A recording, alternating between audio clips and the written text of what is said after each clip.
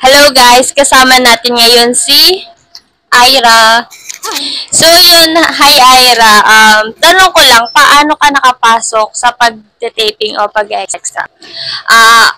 Si mama kasi, nagtatalent na rin siya. Tapos sabi ko, paano ba yung nagtatalent, ma? Na-curious kasi ako. Tapos ayun, sabi niya, gusto mo ba i-try?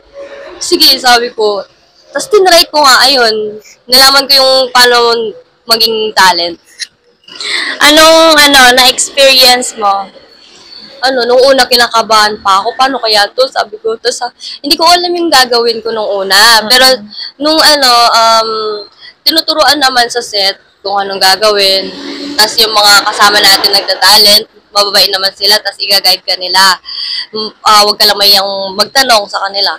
Kasi may ma-experience na yun. Tapos tutulungan talaga nila yung mga bagong talent.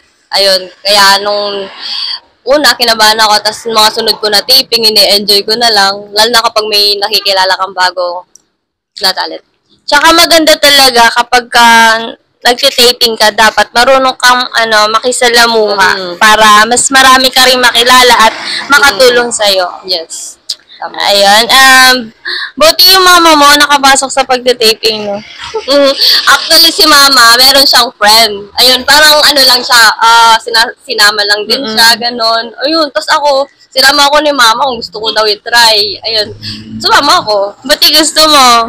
Gusto ko rin makakita ng artista sa personal. Ayun. Tapos ngayon ikaw na yung artista. Kasama ng artista. Oo. So, ayun, buti napakaswerte niyo na hindi kayo nahirapan na makapasok sa pagtitaping, no? Kasi, parang lahat naman kasi may chance naman, may opportunity naman na mag-talent. Magpursige ka lang. Ako kasi, tinry ko rin, pero hindi naman ako kaagad, minsan di ba nag-a-approve pa dyan.